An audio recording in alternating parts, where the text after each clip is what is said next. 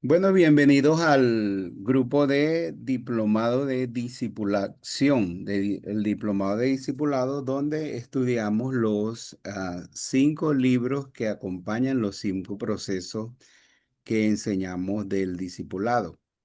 Y antes de iniciar, quiero pedirle al pastor Josué Ospina que él tenga una oración.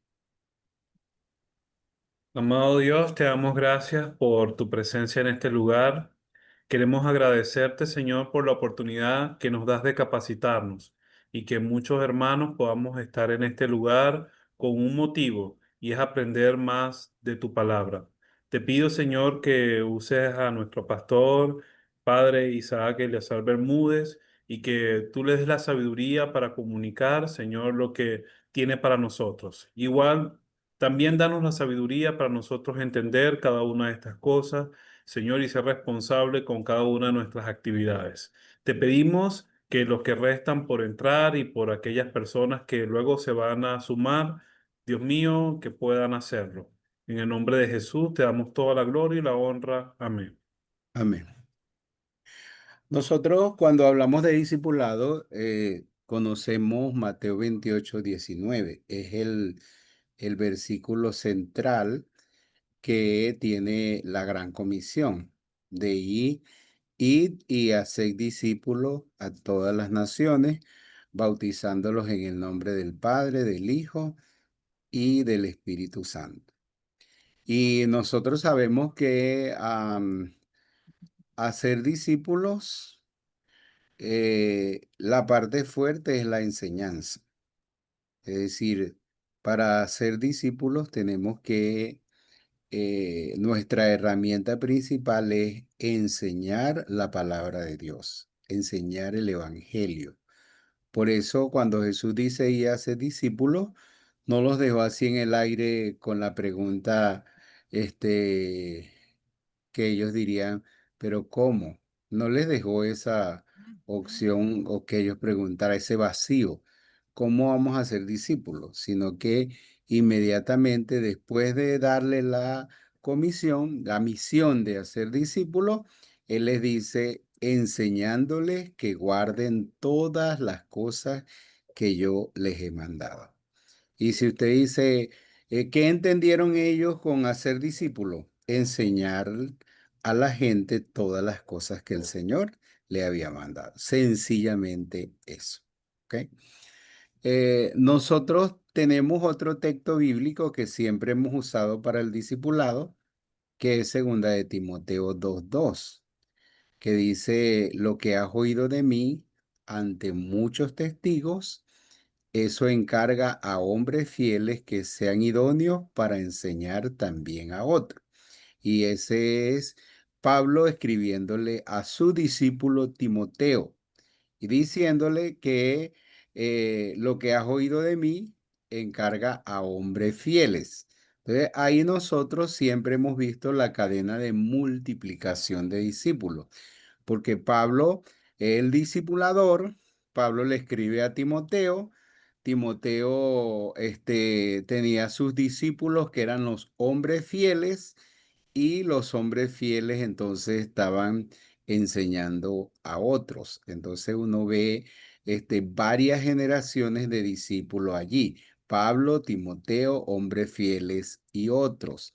Y esa es solamente ese versículo nos da una imagen de lo que debe ser el discipulado, de la multiplicación de discípulos. Entonces, en Mateo 28:19 tenemos la misión dada por el Señor.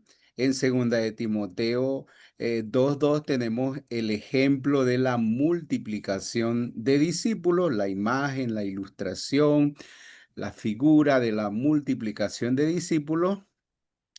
Y nosotros hemos enseñado segunda de Corintios 3:18. Yo quiero que usted busque ese texto bíblico, que es segunda de Corintios 3:18, am, que nos muestra cómo debe ser el discipulado, la esencia del discipulado. Que segunda de Corintios 3:18, ¿alguien puede leerlo? ¿Alguno de ustedes activa el micrófono y lo lee? Por tanto, nosotros todos, mirando a cara descubierta, como en un espejo, la gloria del Señor, somos transformados de gloria en gloria en la misma imagen, como por el Espíritu del Señor. Este texto nos ayuda a entender lo que es el discipulado y nos enseña que el discipulado es un proceso de transformación gloriosa. Ahí dice, nosotros siendo transformados de gloria en gloria. Entonces eso es la transformación gloriosa. El discipulado es un proceso de transformación gloriosa. Y es gloriosa porque es gloriosa por dos cosas. Una, porque es es algo sobrenatural, porque ahí dice, somos transformados de gloria en gloria en su misma imagen. Y cuando se refiere a esa imagen, se refiere a Cristo, en la misma imagen de Cristo. Entonces, ¿quién puede transformar a otra persona en la misma imagen de Cristo? ¿Cómo una persona puede lograr ser transformado a la imagen de Cristo? Esa es una transformación gloriosa, por decir, una transformación sobrenatural, más allá de la comprensión humana. Y nosotros sabemos que esto es cierto porque tenemos otros versículos que respaldan o que esa misma afirmación. El apóstol Pablo en Romanos 8 dice que nosotros fuimos llamados para ser hechos conforme a la imagen de su Hijo. Entonces, es la imagen de su Hijo. Y cuando Pablo le escribió a los Éfesos, a los Efesios, a los habitantes de Éfeso, a la iglesia de Éfeso, él le dice que el Señor constituyó a unos apóstoles, a otros profetas, pastores, maestros, dice, para perfeccionar a los santos. Y dice, hasta que todos lleguemos a la unidad de la fe, al conocimiento del Hijo de Dios, a un varón perfecto, hecho conforme a la imagen de Cristo. Entonces, a un varón perfecto a la medida de la estatura de la plenitud de Cristo. Entonces es la imagen de Cristo. Entonces imagínense, eso se enseña a la iglesia de Corinto, se enseña a la iglesia de Roma, se enseña a la iglesia de Éfeso y si indagamos en otros textos bíblicos, esos son tres textos bíblicos principales, pero si indagamos en otros textos bíblicos, vamos a ver que realmente eso era lo que el apóstol Pablo entendía de el discipulado y lo que presentó acerca del discipulado. Y no solamente lo que entendían, sino lo que vivieron, porque ellos vivieron eso.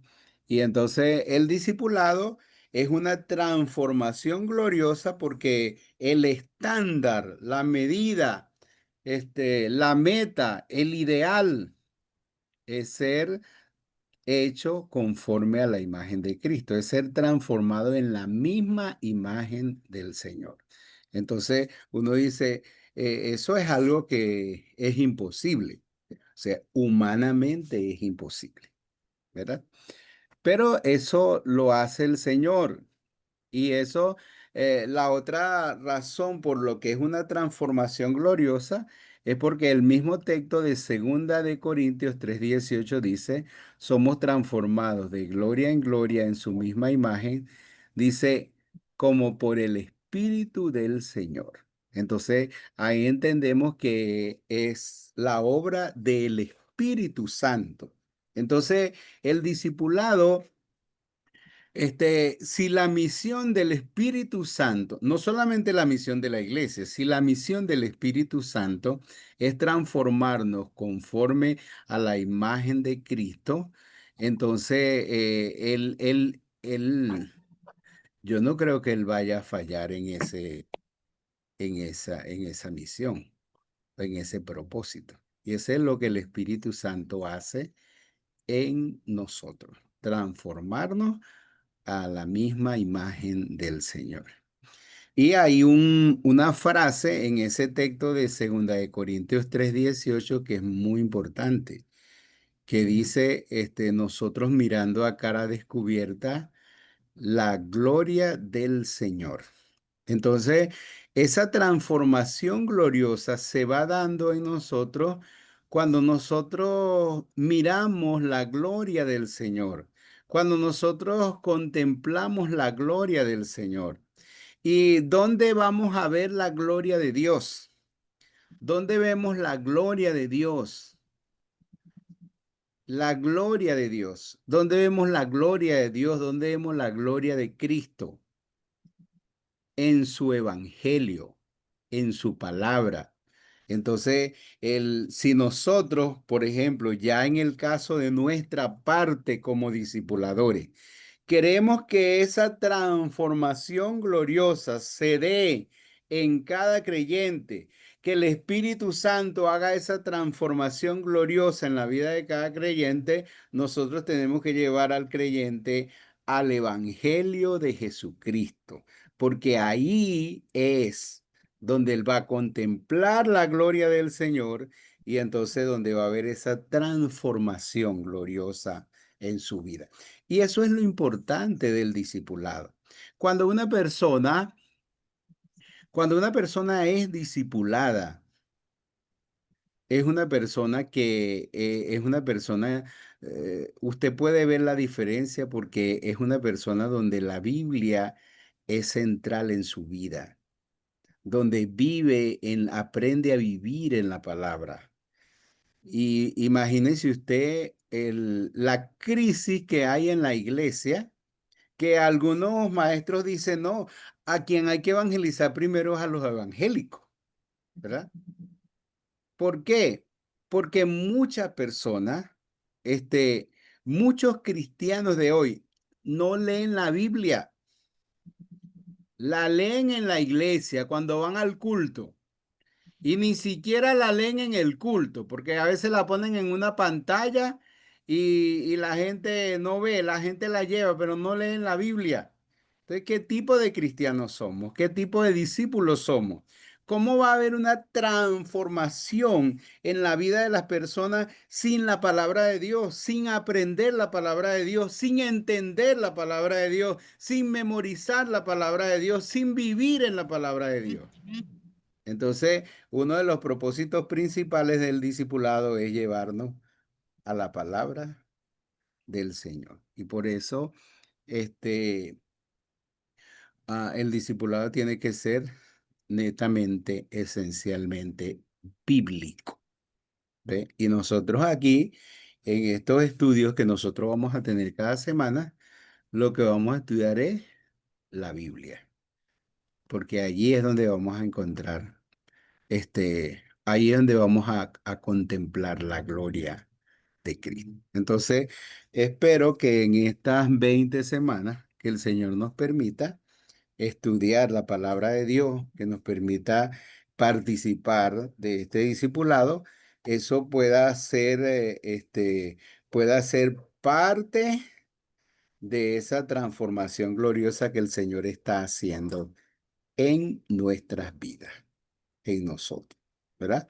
Porque sabemos que no es un asunto puro de lecciones, de lecciones, de lecciones, de estudio, de conocimiento, sino de la vida espiritual, ¿ok? Entonces, nosotros vamos a iniciar estudiando el libro Mi identidad en Cristo, ¿verdad? Mi identidad en Cristo. Porque ese es uno de los, es una de las, en nuestro crecimiento espiritual, es uno de los primeros procesos que necesitamos. Porque cuando uno recibe a Cristo, uno nace de nuevo, uno nace espiritualmente. Y uno de los procesos importantes en el crecimiento del ser humano es la identidad. Porque nosotros podemos ver eso en la vida natural. La identidad es muy importante. Usted ve que cuando un niño nace, antes de nacer, ya es importante esa parte de la identidad, ese proceso de la identidad. Porque este, antes que el niño nazca, entonces hay esa aceptación de los padres. Y cuando el niño va a nacer, ¿qué es lo primero que hace una mamá, la madre, cuando va al médico? Y si va al padre, ¿qué es lo primero que le preguntan al doctor? Hay dos preguntas que hacen. La primera es, doctor, ¿todo está bien? Y la segunda es, ¿se le ve el sexo? ¿Es una niña o un niño? Son las dos primeras preguntas que se hacen. Entonces, y todo eso tiene que ver con la identidad. Y depende de si le dicen que es un niño o una niña, entonces los padres se van preparando con eso. ¿Ok? Y no solamente y antes de nacer, y cuando nacen, y todo eso, ¿verdad? Cuando nacen, por ejemplo, los niños, ¿cuántas? Ellos no ven todas las mujeres que ven y tenemos 10 mamás, no, ellos saben, tienen que identificar, ellos identifican quién es su mamá, identifican, algunos hasta identifican quién es su papá. No todo, ¿verdad? Pero algunos identifican quién es su papá. Este, pero la identidad es muy importante y en la vida espiritual la identidad es muy importante. Entonces, nosotros después que recibimos a Cristo, una de las cosas importantes en la vida es nuestra identidad en Cristo. Y yo quiero que usted busque un versículo en Romanos capítulo 5, versículo 19. Romanos 5, 19. Alguien de ustedes puede abrir el micrófono y leer Romanos 5:19. Y ya saben que me van a ayudar así. Estén preparados ahí con su Biblia. Porque así como por la desobediencia de un hombre los muchos fueron constituidos pecadores, así también por la obediencia de uno los muchos serán constituidos justos. Ok. Entonces, nosotros en nuestra adolescencia nos preguntamos quién soy, de dónde vengo. Y uno se mira a ver si se al tío, a la abuela, a quién se parece, ¿verdad? Y todo eso. Y en relación a la vida espiritual, nosotros decimos, muchas veces decimos, bueno, somos desobedientes porque Adán fue desobediente. Nosotros pecamos porque Adán pecó. Nosotros somos rebeldes porque Adán, Caín, ellos fueron rebeldes o se rebelaron contra Dios. Entonces, y a veces, tenemos esa identidad. Y la Biblia dice, por la desobediencia de un hombre, que nosotros sabemos que se refiere a Adán, fuimos hechos pecadores. Y esa era nuestra identidad cuando no teníamos a Cristo. Cuando no teníamos a Cristo, podíamos ser rebeldes, desobedientes, inmorales y todo eso. Y decíamos, bueno, desde que el pecado entró al mundo, todos somos pecadores. Pero la otra parte del texto bíblico dice, así también por ¿a quién se refiere allí? Se refiere a Cristo. Por la obediencia de uno, entonces fuimos constituidos justos.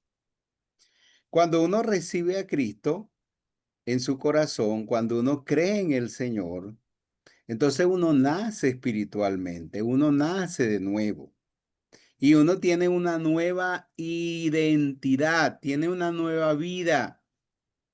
Cuando vinimos a este mundo teníamos una vida que nos identificaba con Adán, con el pecado.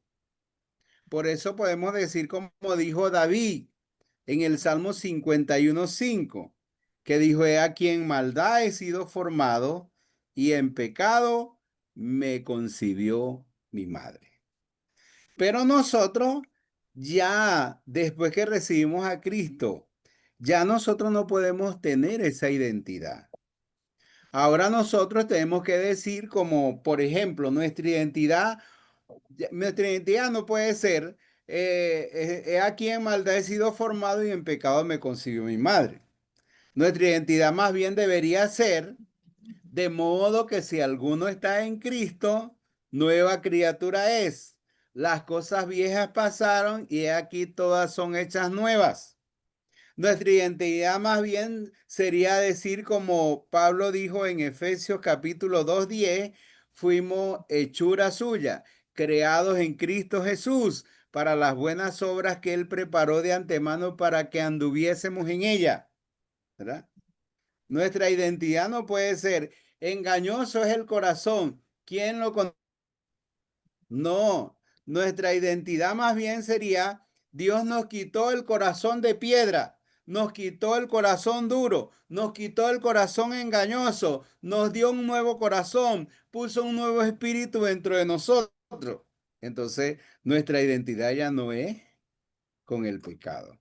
Nuestra identidad ya no es con Adán ni con el diablo. Nuestra identidad es en Cristo. Tenemos una nueva vida en Cristo Jesús. ¿Ok?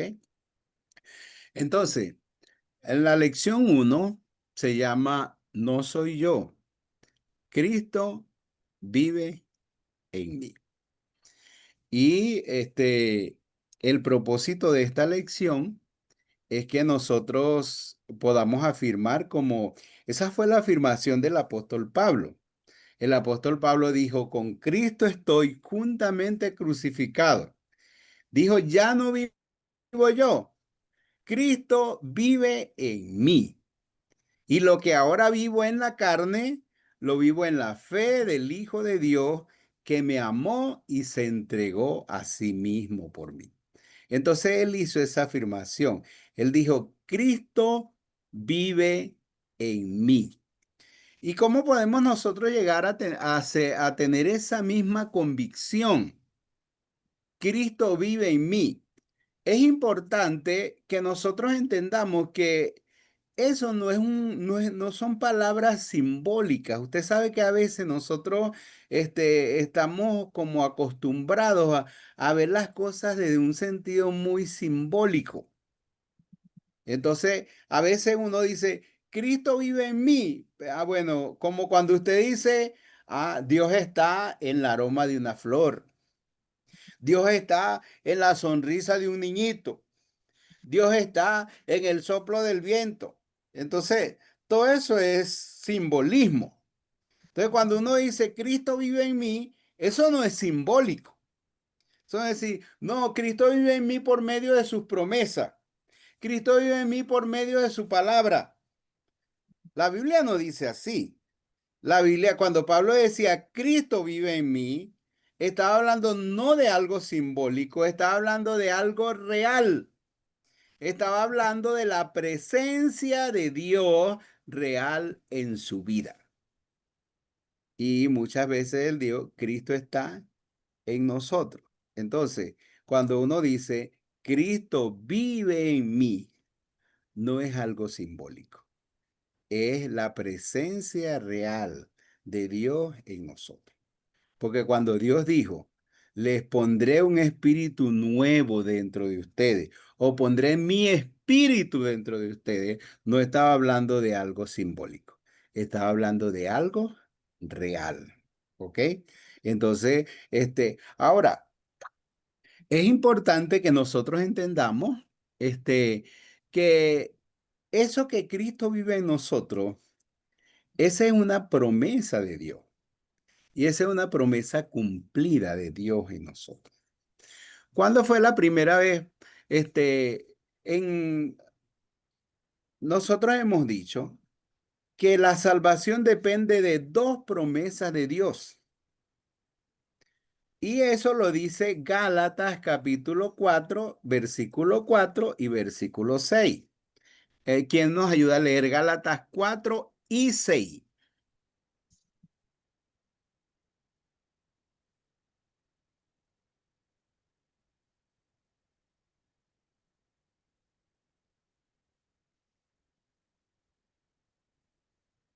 Ya perdieron 30 segundos, imagínense. Pero cuando vino el cumplimiento del tiempo, Dios envió a su Hijo, nacido de mujer y nacido bajo la ley. Y el 6. Y por cuanto sois hijos, Dios envió a vuestros corazones el espíritu de su Hijo, el cual clama, Abba, Padre. Ok. A ver, usted puede preguntarse a veces, ¿de dónde sacamos eso de que la salvación depende de dos promesas de Dios? Bueno, de ese texto bíblico. ¿Cuáles son esas dos promesas de Dios? El versículo 4 dice una y el versículo 6 dice otra. El versículo 4 dice, cuando vino el cumplimiento del tiempo, Dios envió a su Hijo nacido de mujer. Entonces, ¿cuál es la primera promesa para la salvación del hombre? Es enviar a su Hijo al mundo. ¿Y cuándo hizo Dios esa primera promesa? ¿Quién sabe? ¿Cuándo lo hizo la primera vez? ¿Cuál es el registro bíblico donde dice que Dios hizo esa promesa la primera vez de enviar a su Hijo al mundo? ¿Alguien lo sabe?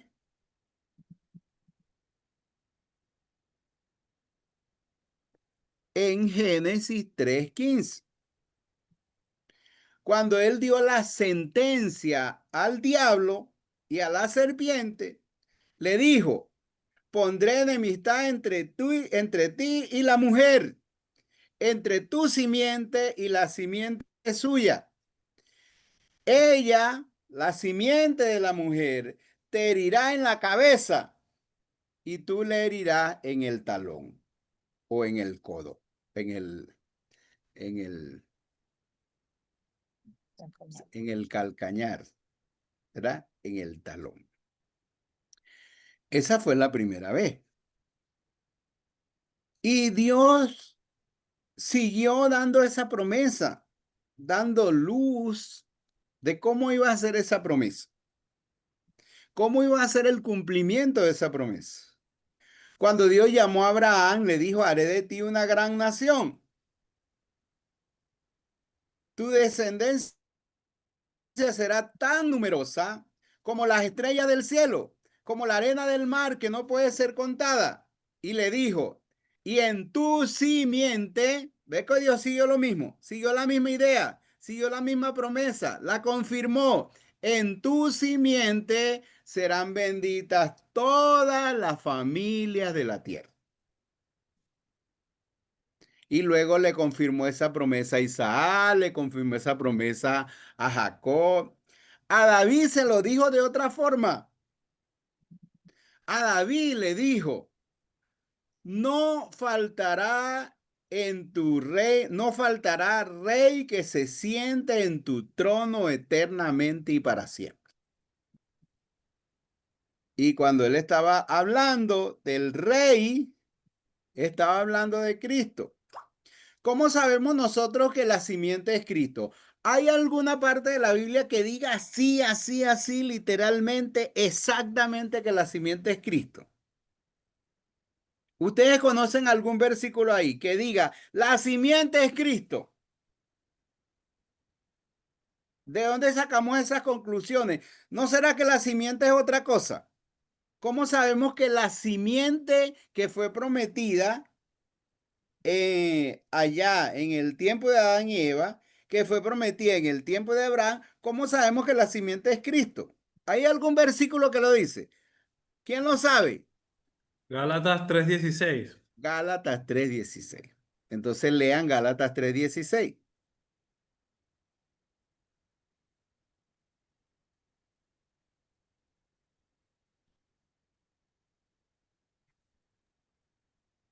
Ahora bien, a Abraham fueron hechas las promesas y a su simiente.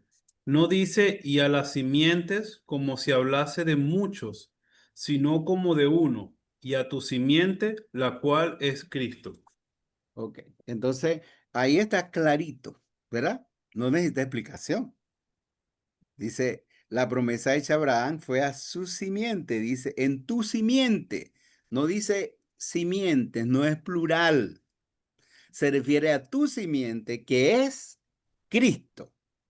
Entonces, eso nos ayuda a entender lo que dice Gálatas capítulo 4, versículo 4, que dice, cuando vino el cumplimiento del tiempo, Dios envió a su Hijo, nacido de mujer, nacido bajo la ley. Entonces, ese nacido, usted se lo quita y pone simiente de la mujer. Dios envió a su Hijo, nacido de mujeres, la simiente de la mujer. ¿Ve? Entonces Dios dijo que iba a enviar al Salvador era como un nacido de mujer, un descendiente de la mujer o un o la simiente de la mujer. Entonces, esa promesa ya Dios la cumplió. Cuando vino el cumplimiento del tiempo, entonces vino Cristo hace 2000 y tantos años, ¿verdad? Pero esa es la primera promesa. Entonces, vino Cristo, murió en la cruz por nuestro pecado y todo el mundo está salvo. No. Entonces, ahí es donde viene la segunda promesa. ¿Cuál es la segunda promesa? En el versículo 6 dice, por cuanto soy hijo, Dios envió a vuestros corazones el espíritu de su hijo. ¿Cuál es la segunda promesa? Enviar su hijo, ya no al mundo, sino enviar su hijo a nuestros corazones. Entonces, no hay salvación sin recibir a Cristo, sin abrirle el corazón a Cristo, sin entregarle la vida a Cristo, porque no hay salvación si Dios no envía el Espíritu de su Hijo a nuestros corazones. Hay un texto de la Biblia que nos lo dice clarito. Y yo quiero que usted busque Ezequiel 36, 26 y 27.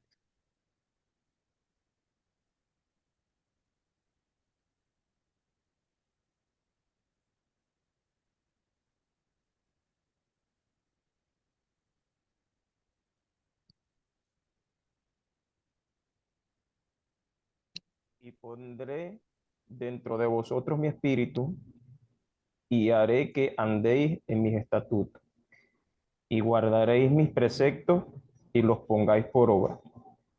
Ese es el 26, Ajá. no, ese es el 27. 27, disculpe. Y, Os y el daré 27. corazón, os daré corazón nuevo y pondré un espíritu nuevo dentro de vosotros. Y quitaré de vuestra carne el corazón de piedra y os daré un corazón de carne.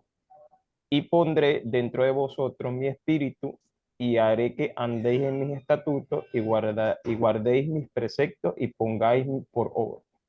Y los pongáis por obra. Entonces, sí. Entonces, y si lee el 25, dice, esparciré sobre ustedes agua limpia y los limpiaré de toda su inmundicia, de todos sus ídolos los limpiaré. Les quitaré el corazón de piedra y les daré un corazón de carne, les daré un corazón nuevo y pondré un espíritu nuevo dentro de vosotros. Y después nos aclara que no es cualquier espíritu. Dice, pondré dentro de ustedes mi espíritu. Entonces eso nos ayuda a entender esa promesa. Dios prometió enviar el espíritu de su Hijo a nuestros corazones. Dios prometió enviar el Espíritu Santo a nuestros corazones. Cuando Dios envía el Espíritu Santo a nuestros corazones, Él lo hace cuando nosotros recibimos a Cristo.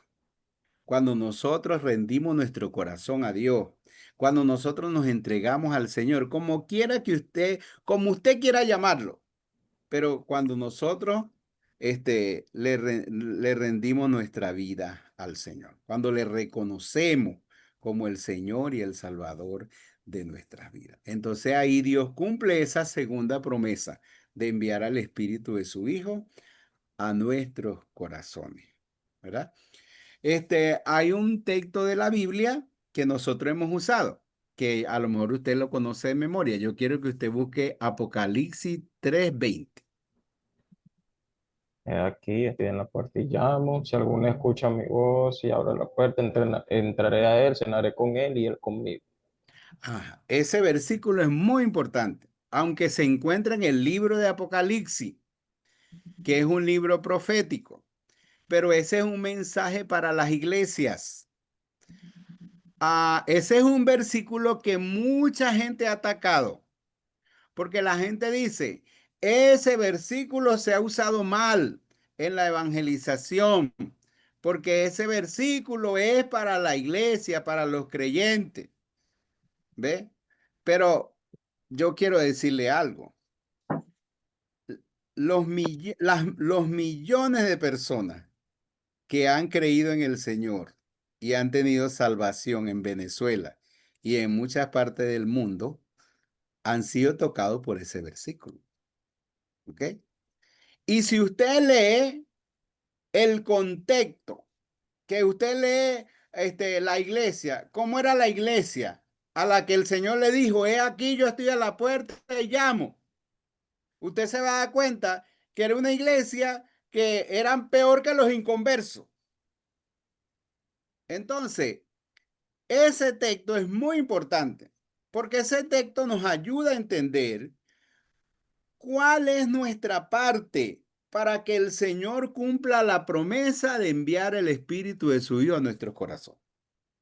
Porque siempre hay una parte del ser humano. Porque el Señor no envía el Espíritu de su Hijo a la gente así, sin conciencia. Por eso es que nos mandó a predicar el Evangelio. Y cuando le mandó a los discípulos a predicar el Evangelio, le dijo, id y predicad el Evangelio a toda criatura. El que creyere y fuere bautizado será salvo. Y si usted ve la gran comisión en el libro de Lucas, dice que el Señor mandó a predicar desde Jerusalén hasta todas las naciones el arrepentimiento. Entonces, yo quiero que usted busque un texto bíblico en Hechos capítulo 20, versículos 20 y 21.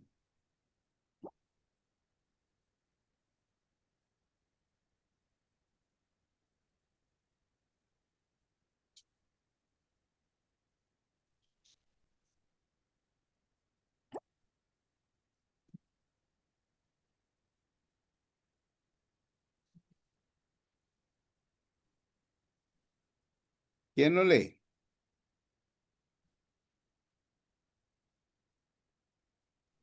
2021, ¿no, pastor? Ujú.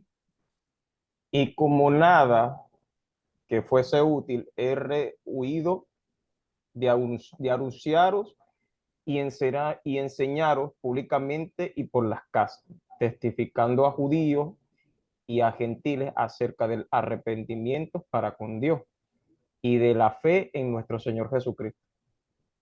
El apóstol Pablo, cuando ya estaba anciano, cercano a su muerte, después de haber cumplido, ya como decimos, ya casi jubilado, entonces él hizo una síntesis de su mensaje, un resumen de su mensaje. Y él dijo, yo he predicado públicamente y por las casas acerca de dos cosas: el arrepentimiento para con Dios y la fe en nuestro Señor Jesucristo. Esas han sido las dos cosas en las que yo me he centrado, ¿verdad? Y esas son las dos condiciones para la salvación. Y esas son las dos condiciones para que para que Dios cumpla la promesa de enviar el Espíritu de su Hijo a nuestro corazón. El arrepentimiento para con Dios y la fe en nuestro Señor Jesucristo.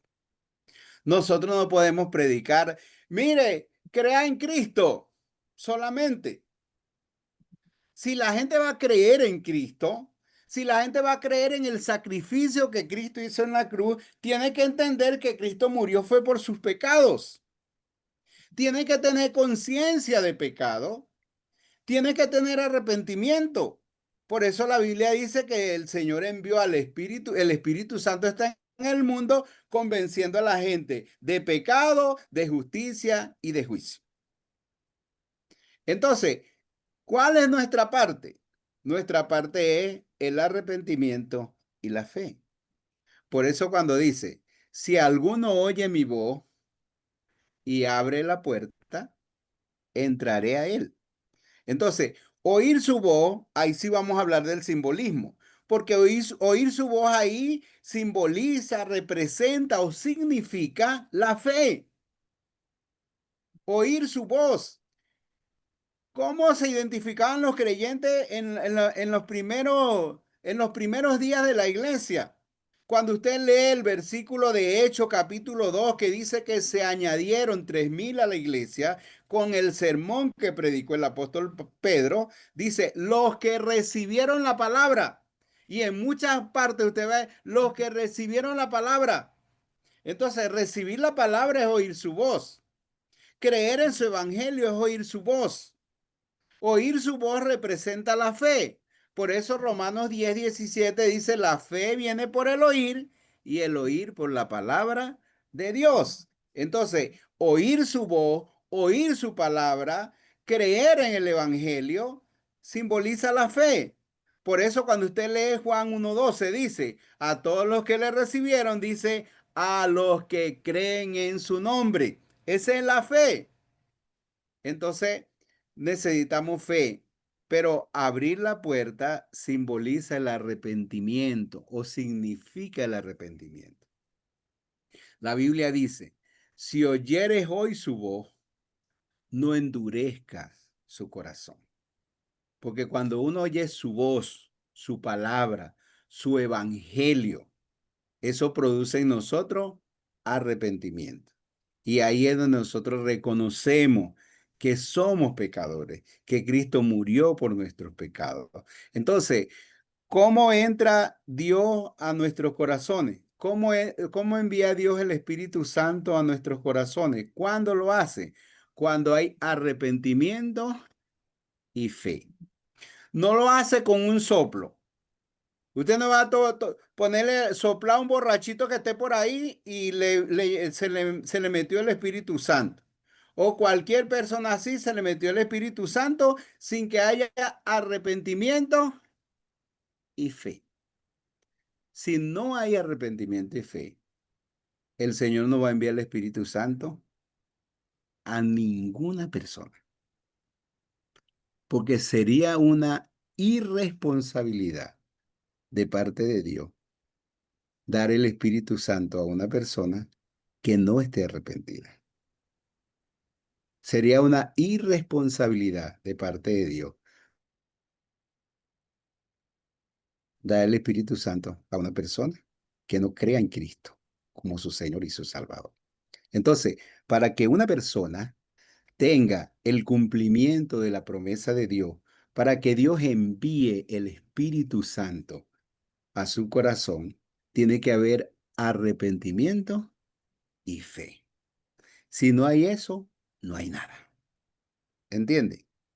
Entonces, Dios no anda repartiendo su espíritu a todo el mundo por ahí, sino Él nos mandó a predicar el evangelio. Y la predicación del evangelio tiene que dar como resultado arrepentimiento y fe. Y cuando hay arrepentimiento y fe, las personas entonces reciben a Cristo, abren su corazón y Dios envía el Espíritu de su Hijo a su corazón. Entonces, esas personas pueden decir, Cristo vive en mí. ¿Ok? Entonces, la salvación del hombre depende de esas dos promesas. Dios enviará a su Hijo al mundo, que lo hizo ya hace más de 2,000 años. Y Dios enviará el Espíritu Santo a nuestros corazones, que lo hace en el tiempo que las personas, después de haber oído el Evangelio, entonces las personas creen en Cristo, se arrepienten y creen en Cristo como su Salvador personal.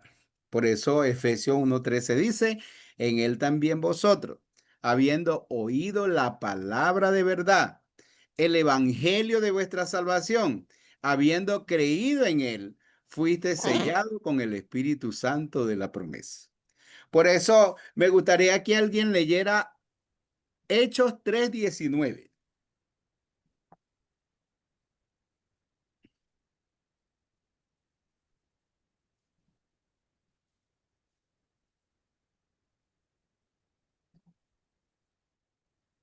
Así que arrepentíos y convertíos para que sean borrados vuestros pecados, para que venga de la presencia del Señor tiempos de refrigerio. Ok. Entonces, arrepentidos y convertidos para que sean borrados vuestros pecados. Vengan de la presencia del Señor tiempo de refrigerio, pero me faltó el otro versículo que uno lee siempre, es el 19. Lea el 20 para que usted vea. ¿Cómo dice el 20?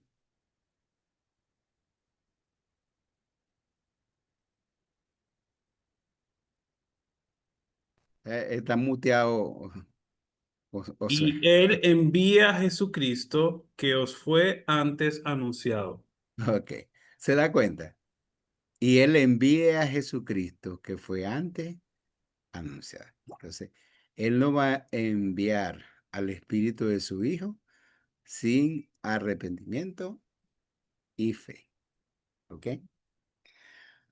Este, ahora, ¿para qué el Señor entra a nuestros corazones? Yo quiero que usted busque Colosenses 1:27. Ahora vamos a ver el para qué. ¿Cuándo Cristo entra a nuestra vida?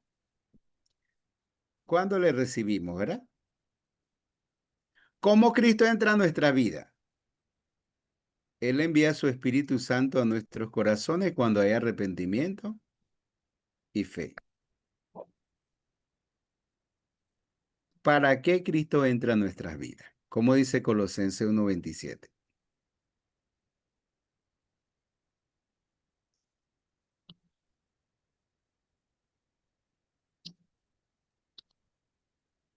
A quienes Dios quiso dar a conocer las riquezas de la gloria de este misterio entre los gentiles, que es Cristo en vosotros, la esperanza de gloria. Ah, entonces, este, ¿para qué Cristo entra a nuestras vidas? Dice a quienes Dios quiso dar a conocer las riquezas de su gloria. Cristo entra a nuestras vidas para que nosotros podamos conocer a Dios, para que nosotros podamos conocerle. No puede la persona conocer al Señor si no es por el Espíritu del Señor. El Espíritu del Señor es el que nos hace conocer a Dios. Entonces el Señor entra a nuestras vidas para darnos a conocer las riquezas de su gloria, para Él darse a conocer a nosotros mismos. La gente que no tiene a Cristo en su corazón, la gente puede escuchar que Dios es amor, que Dios es justo, que Dios es misericordioso, pero nosotros lo hemos conocido y nosotros hemos conocido el amor de Dios. Nosotros hemos conocido su bondad, hemos conocido su misericordia, hemos conocido su poder. Él entra a nuestra vida para que nosotros le conozcamos. Este, y ese conocer no es un asunto intelectual. Por eso a veces uno, puede ver personas que eh, no eran intelectuales, pero cómo conocían al Señor. Y hasta personas adultas.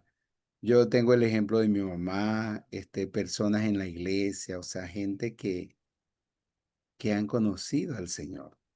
Y, y no es un asunto de su capacidad intelectual.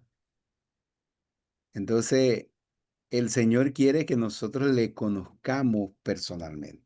Él se da a conocer a nosotros y Él entra a nuestra vida para que nosotros le conozcamos. Por eso los cristianos no hablan de Dios así, de usted por allá y lejos por allá, sino con esa convicción del Señor en su vida, porque aprendemos a caminar con Dios. Entonces, y conocemos las riquezas de la gloria de Dios. Entonces, Él entra a nuestra vida para que nosotros le conozcamos. Y usted sabe que nosotros conocemos al Señor porque Él se ha revelado o nos ha dado a conocer. ¿Ok? Y ese es importante. La segunda razón o para que el segundo propósito para que el Señor entre a nuestra vida es para darnos la esperanza de gloria. Esperanza de gloria. Por eso dice, Cristo en vosotros, la esperanza de gloria. Entonces, la Biblia dice que Dios nos ha dado una esperanza viva y es esa esperanza de gloria. En la Biblia, gloria tiene muchos significados, pero vamos a ver por lo menos tres. El primer significado es que la gloria de Dios representa a Dios mismo, su presencia, el cielo, el lugar donde Dios está. Por eso cuando usted lee Romanos 3:23 dice, por cuanto todos pecaron, están destituidos de la gloria de Dios. Entonces, no podemos estar en la gloria de Dios, no podemos entrar en la gloria de Dios por causa del pecado. Pero como hemos recibido a Cristo, como hemos sido perdonados, entonces ya no estamos destituidos de la gloria de Dios. Ya hemos sido restituidos a la gloria de Dios y tenemos la esperanza que el día que nosotros vamos a cerrar los ojos en este mundo será para abrirlos en la gloria de Dios. El hombre, el primer mártir cristiano que mataron en la persecución cuando comenzó a compartirse el evangelio. Se llamaba Esteban y está en el libro de los Hechos. Y cuando a él le estaban apedreando, dice que él vio la gloria de Dios y vio a Cristo sentado en la diestra de Dios. Y entonces allí él oró al Señor mirando a sus enemigos que le apedreaban, le dijo, Señor, no les tomes en cuenta este pecado. Y luego, entonces le dijo, Señor Jesús, recibe mi espíritu. Cuando nosotros recibimos a Cristo, cuando Cristo entra a nuestra vida, es para darnos la esperanza de gloria. Un día nosotros vamos a ver la gloria de Dios. Un día nosotros vamos a estar presente en la gloria de Dios. Un día nosotros vamos a entrar a la gloria de Dios. Un día nosotros vamos a disfrutar de la gloria de Dios. Un día nosotros estaremos en la presencia del Señor sin ninguna de las limitaciones que tenemos en el día de hoy. Y entonces Cristo entra a nosotros para darnos la esperanza de gloria. Nosotros tenemos la esperanza de gloria. No tenemos la esperanza de juicio, no tenemos la esperanza de condenación, no tenemos la esperanza de un futuro incierto, tenemos la esperanza de la gloria de Dios, que Jesús le dijo a los discípulos, yo me voy, pero vendré otra vez, los tomaré a mí mismo para que donde yo estoy, ustedes también estén conmigo. Y él orando dijo, Señor, la gloria que me diste, entonces yo he dado también a ellos, para que ellos sean uno en nosotros, así como tú y yo somos uno. Gloria tiene un segundo significado en la Biblia. Gloria significa excelencia, significa lo mejor, significa el esplendor, lo más grande, lo sublime.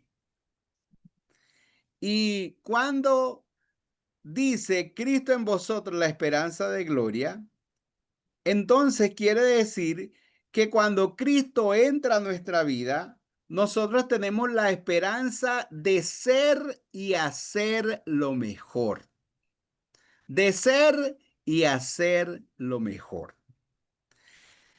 Y eso es muy interesante porque los creyentes en Cristo son las personas de mayor expectativa en la vida.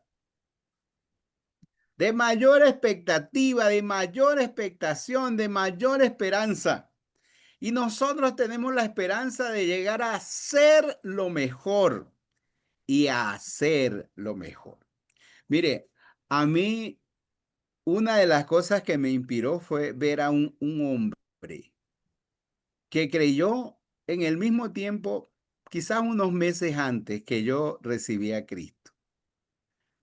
En el año 1983, eso quiere decir hace 42 años.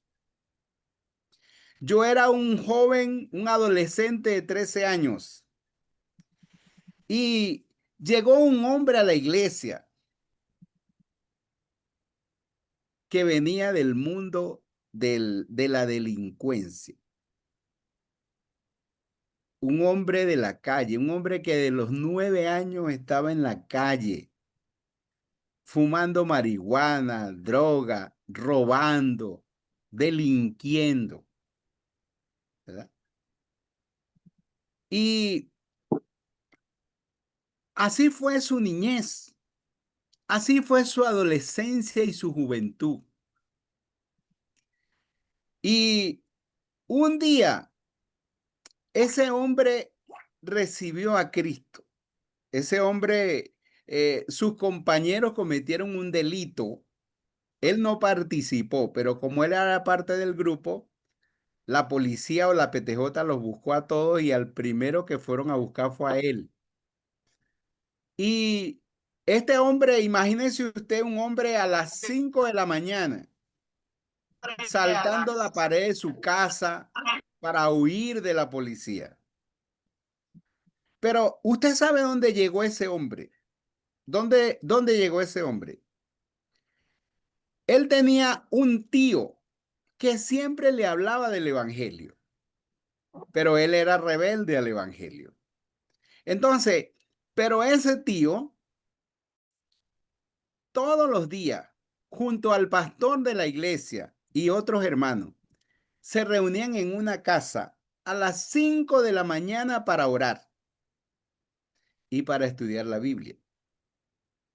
Entonces, ese hombre a las 5 de la mañana, cuando huyó de la policía, ¿sabe dónde llegó? Llegó a esa casa. Llegó a la casa donde estaba su tío, donde estaba el pastor de la iglesia, donde estaban orando. Y cuando él llegó a esa casa, él llegó y se tiró de rodilla y le dijo, pastor, sálveme, le dijo. Así le dijo al pastor, pastor, sálveme. Y el pastor llegó y lo evangelizó. Y ahí de rodillas ese hombre se arrepintió y recibió a Cristo en su corazón. Ahora, imagínense lo que tuvo que hacer el pastor. Ah, bueno, como el pastor era una persona conocida en la ciudad, el pastor fue a la PTJ con ese hombre. Y el pastor habló con los funcionarios y el pastor dijo, yo pongo mi mano en el fuego por este hombre. Si este hombre llega a cometer cualquier otro crimen, ustedes pueden buscarme a mí y yo pagaré. Y yo no hago eso que hizo el pastor, pero el pastor lo hizo. ¿Ok? Pero ese hombre comenzó todos los días a las 5 de la mañana. El hombre estaba ahí con su tío, con el pastor, y el hombre estaba ahí orando todos los días. No faltó ningún día. Y el hombre empezó a ir a la iglesia. Y el hombre, 3 meses, 4 meses después, el hombre fue bautizado. ese mismo año, en diciembre del 83, él fue bautizado y yo fui bautizado también. Y ese hombre estaba en la iglesia todos los cultos. Antes en la iglesia hacía culto el domingo en la mañana, ahí estaba el hombre. El domingo en la tarde, ahí estaba el hombre. El miércoles, ahí estaba. El viernes, ahí estaba. El sábado en la reunión de jóvenes, ahí estaba. Los lunes que hacían culto de líderes, ahí estaba. Ese hombre estaba en la iglesia. Imagínese usted que ese hombre que apenas había sacado su primaria comenzó a estudiar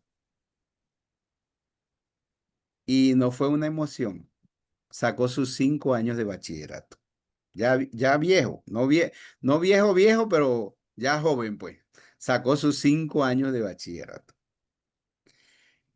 Fue tanto que va como 15 personas de la iglesia, incluyendo hasta las hijas del pastor que habían estudiado, se inscribieron para estudiar y sacar su bachillerato. Y el hombre terminó sus 5 años, pero se convirtió en un líder de los embajadores del rey, se convirtió en un hombre fiel en los jóvenes.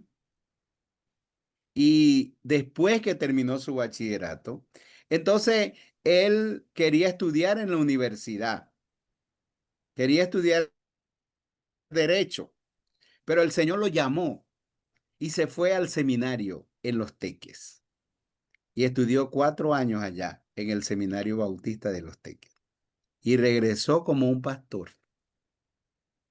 Se casó con la mejor mujer de la iglesia, con la líder, la mejor líder, que era la hija del pastor. Se casó con ella. Tuvieron 3 hijos. Todos los hijos son profesionales, sirven al Señor y están en la iglesia. Y ese hombre tiene más de 40 años sirviéndole al Señor. Nunca ha tenido una recaída. Nunca ha sido motivo de mal testimonio. Y es un pastor que ayuda a tantas personas. Y la pregunta es, ¿de dónde sacó esa inspiración ese hombre que ni siquiera la escuela, que apenas había estudiado la primaria y que toda su vida había sido en la delincuencia? ¿De dónde sacó esa inspiración? ¿De dónde sacó esa expectativa de llegar a ser un buen hombre? De llegar a ser un buen siervo de Dios, de llegar a ser un buen esposo, de llegar a ser un buen padre. No hay otra razón, hermano. Cristo en nosotros es la esperanza de gloria. Y cuando Cristo está en nosotros, nos da la esperanza de ser lo mejor y de alcanzar lo mejor. Mire, los que somos padres, cuando Cristo está en nosotros, entonces tenemos la esperanza de llegar a ser el mejor padre. Algunos fuimos padres irresponsables, ausentes, pero si Cristo está en nosotros, nos motiva para ser buenos padres.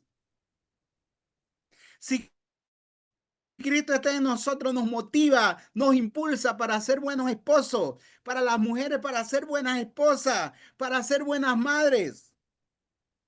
Si Cristo está en nosotros, nos motiva, nos impulsa, nos da la esperanza de llegar a ser buenos hijos, buenos hermanos, no como Caín, ni como los hermanos de José, ¿verdad? Pero sí como José.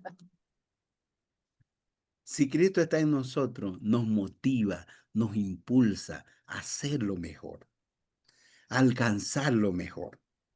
Y entonces siempre queremos hacer lo mejor, siempre queremos crecer, porque Cristo en nosotros es la esperanza de gloria.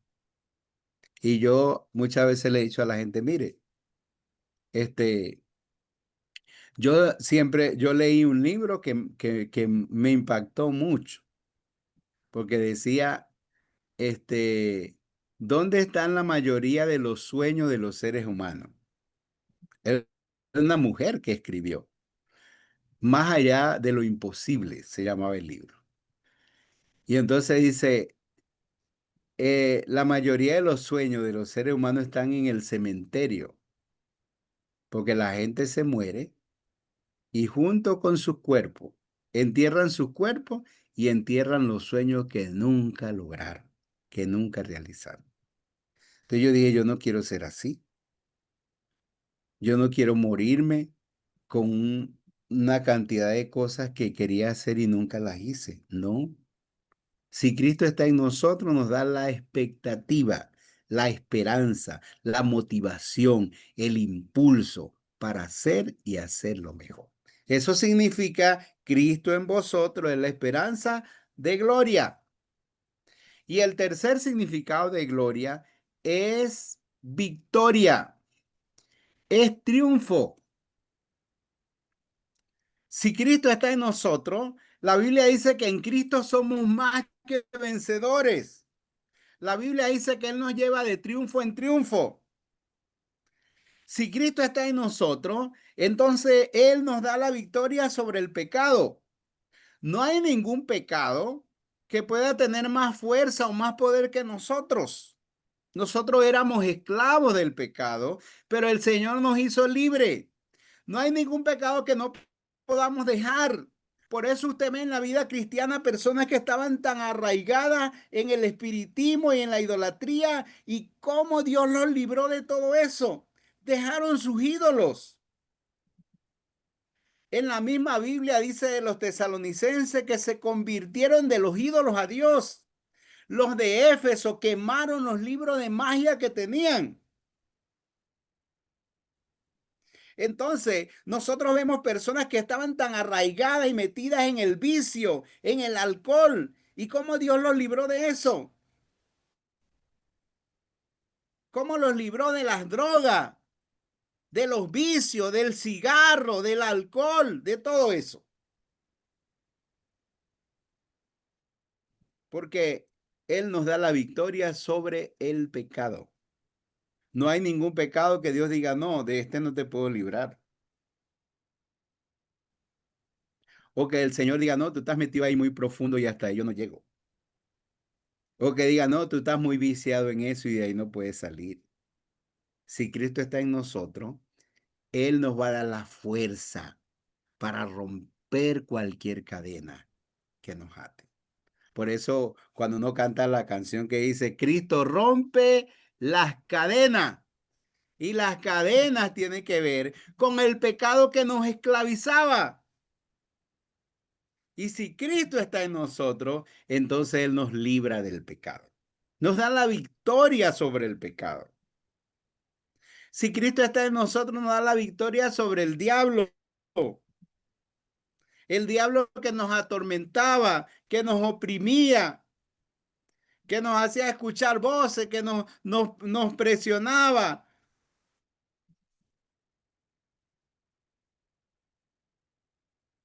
que nos asediaba sobre los demonios. Él nos da la victoria. Porque la Biblia dice en Primera de Juan, creo que 3:15, dice, el Hijo de Dios apareció para deshacer las obras del diablo. Entonces, la obra del diablo puede ser muy grande, pero el Hijo de Dios apareció para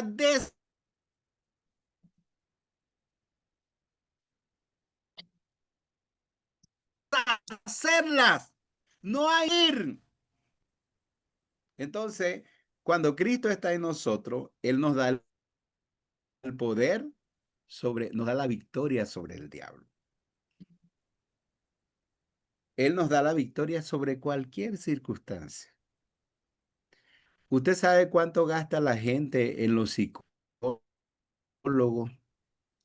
para que los ayude a superar los traumas del pasado?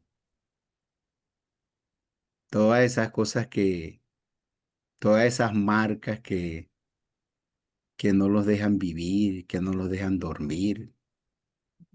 Cristo nos da la victoria sobre todo eso.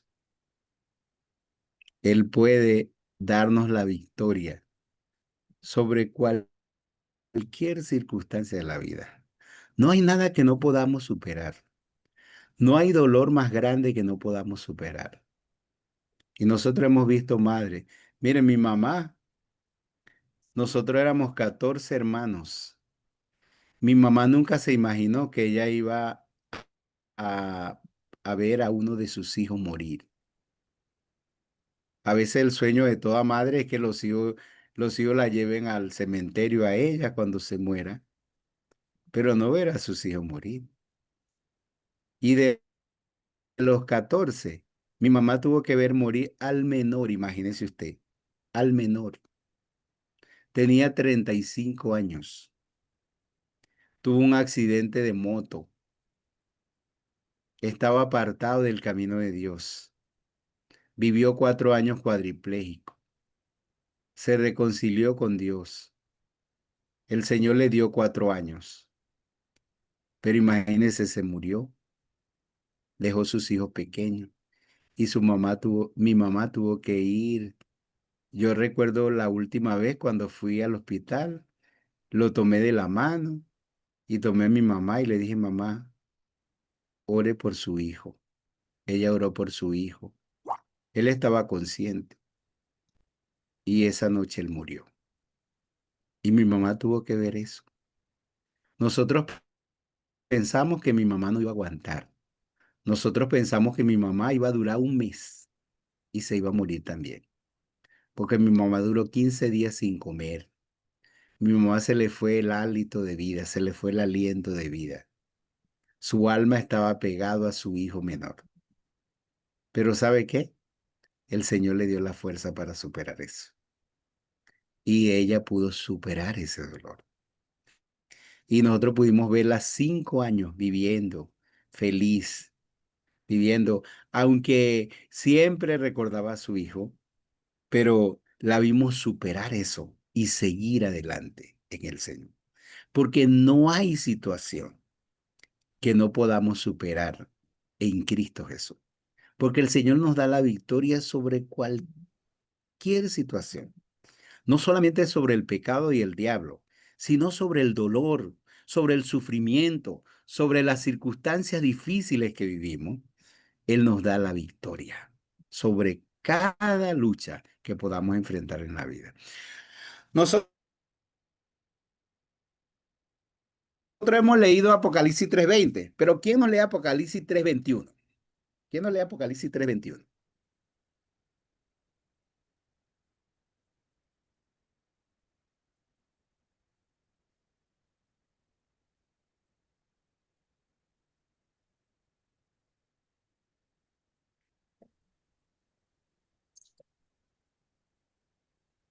Al que venciere, le daré que se siente conmigo en mi trono, así como yo he vencido y me he sentado con mi Padre en su trono.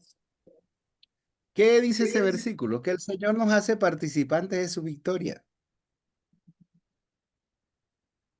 Él nos hace participantes de su victoria, porque Él en la cruz triunfó sobre el pecado, sobre el diablo, sobre la muerte, sobre el infierno. Y entonces Él hace que nosotros seamos, cuando recibimos a Cristo, nosotros llegamos a ser victoriosos en Cristo. Y Él nos da la victoria. Entonces, ¿para qué Cristo entra a nuestra vida? Para que nosotros tengamos, para que le conozcamos.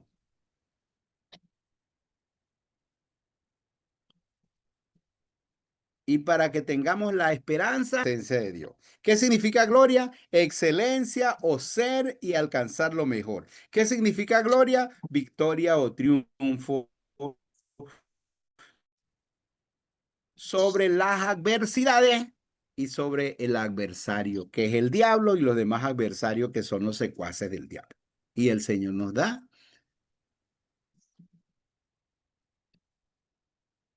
la victoria. Entonces, fiadamente, Cristo habita en mi corazón. Y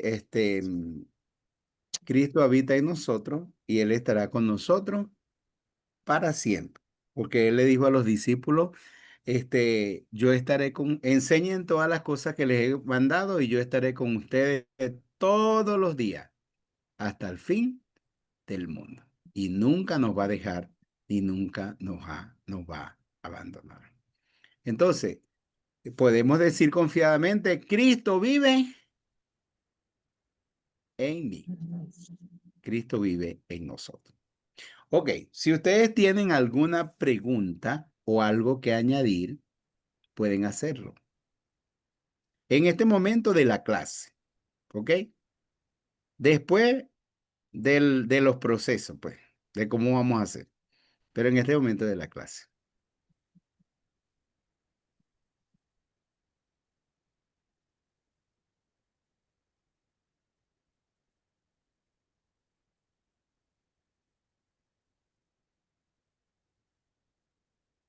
No se queden mudos porque voy a creer que están en shock, están así privados.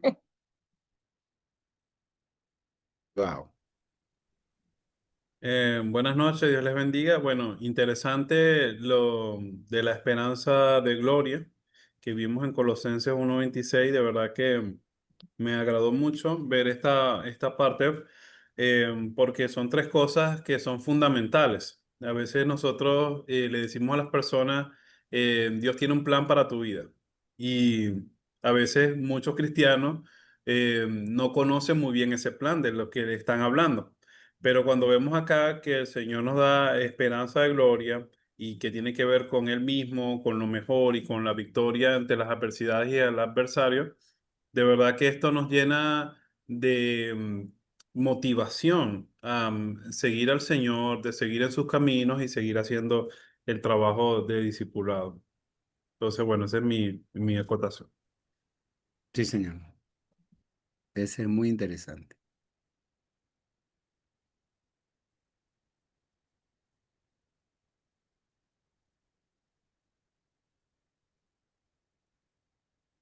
¿Quién me va a decir algo? Por lo menos tres, yo me conformo con tres.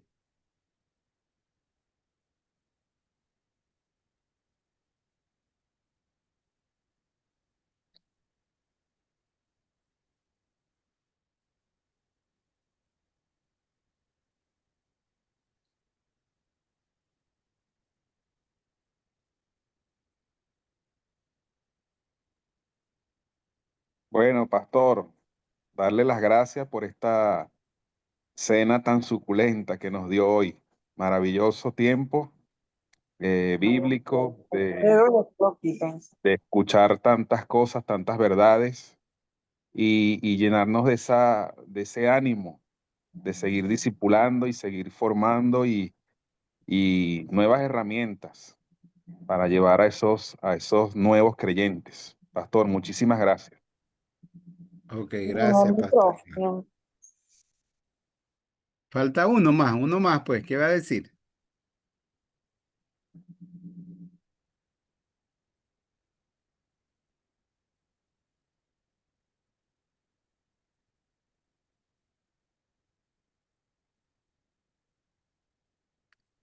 Uno más que digan que sea amén.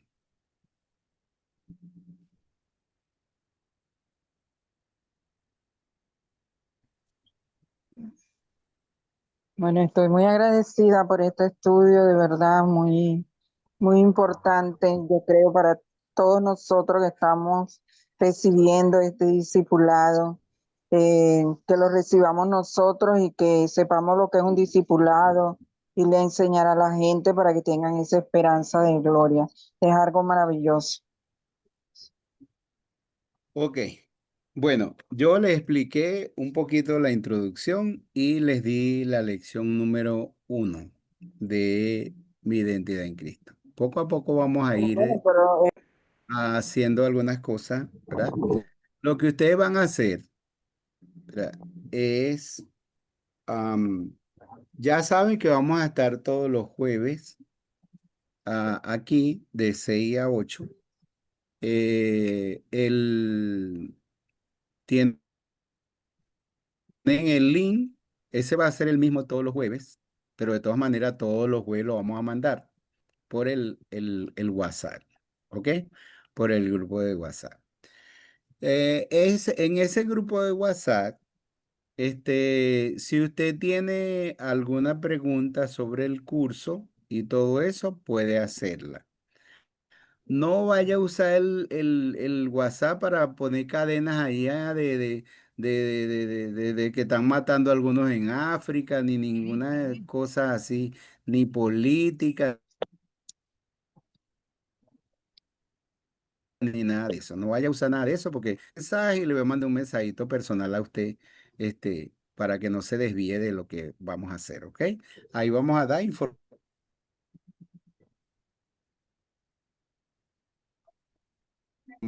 sobre el diplomado de diplomado. ¿Está bien? Este, y por ahí vamos cualquier pregunta, cualquier información, podemos hacerla. Puede hacerla por ahí. Si usted quiere hacerlo de modo personal, puede hacerlo. No hay ningún problema. A lo mejor yo no le respondo inmediatamente, pero yo le respondo. Yo respondo. Este, mm, ¿qué va? ¿Cuántos de ustedes ya tienen bueno, no voy a decir cuántos ya tienen. ¿Cuántos no han abierto su usuario en discipulación.com?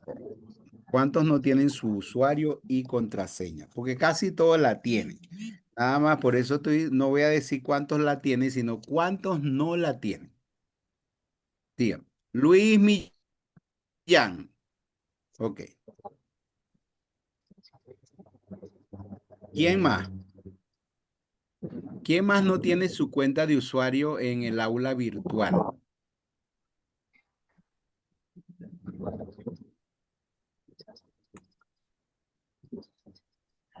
Voy a cerrar la grabación aquí